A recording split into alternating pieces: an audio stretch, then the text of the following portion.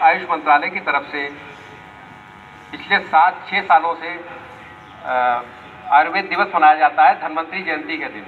भगवान धन्वंतरी आयुर्वेद के प्रवर्तक हैं, आयुर्वेद के देवता माने जाते हैं। धनतेरस जिसको हम लोग कहते हैं वो धन्वंतरी जयंती एक्चुअली में है।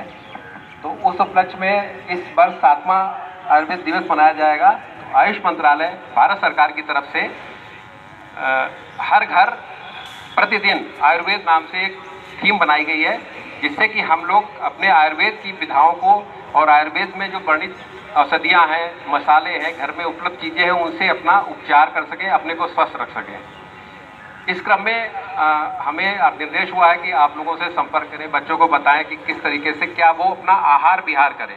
हमारी ज़िंदगी में 2-3 चीज़ें होती हैं, आहार विहार, दिनचर्या, ऋतुचर्या। तो सबसे पहले होता है दिनचर्या। हम लोग जैसे उठते हैं, सुबह प्रातःकाल ब्रह्म मुहूर्त में उठते हैं, सूर्योदय से आधा घंटा पहले उठना चाहिए। उसके बाद नित्य कर्म करके, ब्रश कर करके 15-20 मिनट के लिए योग, आपके यहाँ योग दिवस मनाया गया था, आप इन लोगों ने किया होगा, योग का जरूर अभ्यास करें। भले ही सूक्ष्म अभ्यास करें, 10 मिनट के लिए आज से अपनी ज़िंदगी में आदत डालेंगे तो योग का अभ्यास करेंगे तो आप ज़िंदगी में स्वस्थ रहेंगे। आयुर्वेद का एक स्लोगो है, मोटो है, क्या है आयुर्वेद का प्रयोजन, क्या है आयुर्वेद का उद्देश्य, क्या है आयुर्वेद जब बनाया गया था तो इसका उद्देश्य क्या था। 2 चीज़ें हैं इसमें, स्वस्थ स्वास्थ्य रक्षणम, आतुरस्थ विकार प्रशमनम चा। इसका मतलब है कि स्वस्थ व्यक्ति है, जैसे हम स्वस्थ हैं, हमको आगे बीमारियां ना हो, इसके लिए हम क्या उपाय अपनाएं। और इसके अलावा अगर हम बीमार पड़ जाते हैं तो आयुर्वेद में वर्णित विधाओं से, अपनी औषधियों से किस तरीके से हम लोग अपना उपचार कर सकते हैं। तो पहला उद्देश्य तो है कि हम लोग स्वस्थ रहें, स्वस्थ हैं तो स्वस्थ बने रहें, हमको बीमारियां ना हो। इसी के लिए सुबह प्रातः उठ के व्यायाम, योग, अभ्यास करना चाहिए। उसके बाद आपको हम थोड़ा सा बताएंगे कि ऋतु के अनुसार, ऋतुएँ जब बदलती हैं, 6 ऋतुएँ बताई गई हैं अपने आयुर्वेद में। 3-3 महीने की ऋतुएँ होती हैं और ऋतु संधि होती है। जब ऋतु बदलती है तब बीमारियों का ज़्यादा प्रकोप होता है। जैसे गर्मी के बाद बरसात आती है, बरसात के बाद जाड़ा आता है, तब बीमारियों का ज़्यादा प्रकोप होता है। तो हमको ऋतु के अनुसार भी अपनी दिनचर्या और आहार विहार करना चाहिए। इसके अलावा आपको आहार के संबंध में आज बताएंगे किस तरीके का आहार आपको लेना चाहिए, जिससे कि आप हमेशा स्वस्थ रहें और आपको कुछ जो आहार लेने संबंधी बीमारियां होती हैं, जैसे आप गलत समय पर खाना खाते हैं, गलत चीज़ें खाते हैं, उस तरीके की चीज़ें। तो सबसे पहले तो हम लोगों को ये देखना है कि हम लोग प्रातः उठें, अपना नित्य कर्म करके ब्रह्म मुहूर्त में उठें। बच्चे हैं तो व्यायाम कर सकते हैं, बड़े हैं योगा कर सकते हैं, थोड़ा बहुत योग का अभ्यास सभी लोग कर सकते हैं। इसके अलावा आप उसके बाद नाश्ता जो है आपका 8-8:30 से पहले ही हो जाना चाहिए। नाश्ते में हमें पौष्टिक चीज़ें लेनी है, हमको बाहर बाजार की बनी हुई रिफाइंड चीज़ें नहीं लेनी है, हमको मैदे की बनी हुई चीज़ें नहीं लेनी है। जैसे दलिया है, दलिया ले सकते हैं आप, रोटी ले सकते हैं आप, ब्रेड अगर लेनी है तो ब्राउन ब्रेड लें जो गेहूं से बनी होती है, मैदे से बनी हुई ना। इसके अलावा आप सूजी वगैरह का हलवा ले सकते हैं। फल का प्रयोग जरूर करें। इसके बाद में हमारा भोजन 12 बजे के आसपास हो जाना चाहिए, 11:30 से 12:30 के आसपास हो जाना चाहिए। दोपहर का जो मध्याह्न भोजन है, भोजन ऐसा हो कि सुपाच्य हो, जल्दी पचने वाला हो और हेल्दी भी हो। ऐसा ना हो कि वो हेल्दी नहीं है, स्वाद में तो बढ़िया है लेकिन आपके स्वास्थ्य के लिए अच्छा नहीं है। इसके अलावा आपको इसके बाद शाम को आपको लघु आहार लेना चाहिए, यानी इसको नाश्ता हम लोग कहते हैं। जैसे सुबह का नाश्ता होता है, शाम का नाश्ता होता है। शाम का भोजन जो है आपको सूर्यास्त के 1 से 1.5 घंटे के बाद लेना चाहिए। हम लोगों की आदत पे तुम्हारे हम लोग रात को 10 बजे 9 बजे के बाद खाना खाते हैं। ये आदत जो है हमारी बीमारियों का घर है।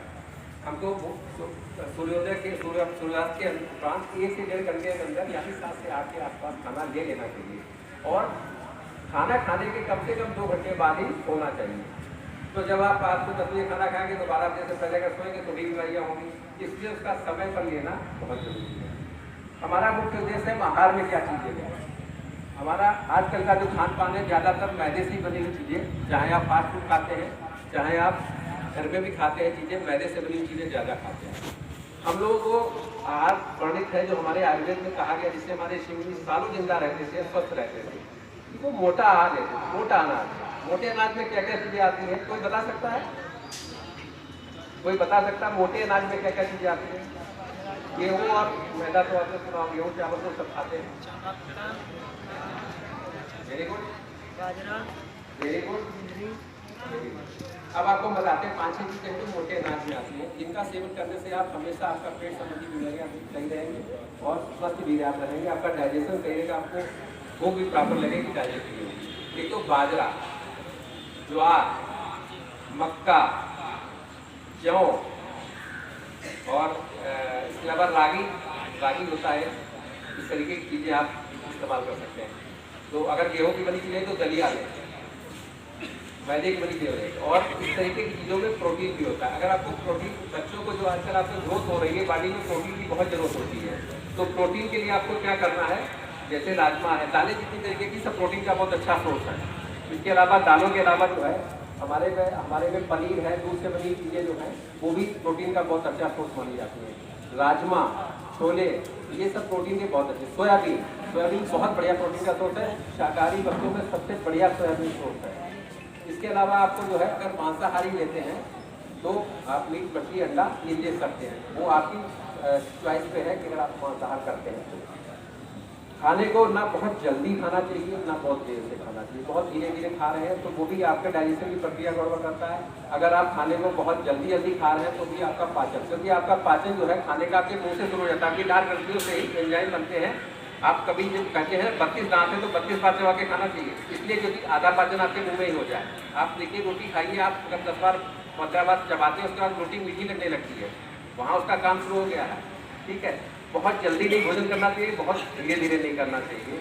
इसके अलावा जो है भोजन करते समय आप कोई भी क्रिया ना करें, ना तो बोलें, किसी से बात करें, ना ही जो है टीवी देखें, ना मोबाइल देखें। ये बहुत एक आजकल की आदत है, टीवी मोबाइल देखते हुए भोजन करना। इससे क्या होता है, आपकी मेटाबॉलिज्म गड़बड़ा जाती है। आप या तो जल्दी खाने लगते हैं या ये मोटापा जो बढ़ रहा है बच्चों में, इसका बहुत बड़ा कारण है कि टीवी या मोबाइल देखते समय भोजन करना।